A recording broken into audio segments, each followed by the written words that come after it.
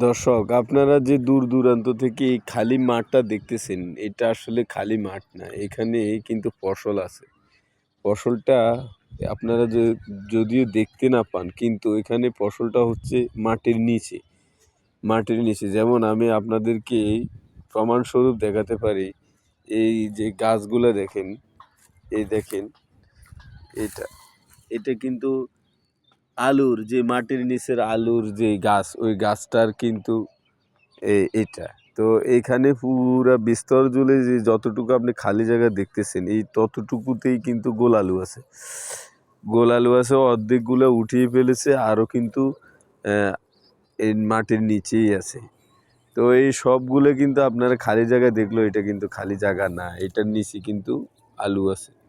আর অনেক ক্ষেত থেকে কিন্তু আলু অলরেডি সংগ্রহ করে ফেলেছে, আরও যেগুলো বাকি আছে এগুলো থেকে উঠাচ্ছে। সেটা আপনাদের নিজের চোখেই দেখতে পাবেন।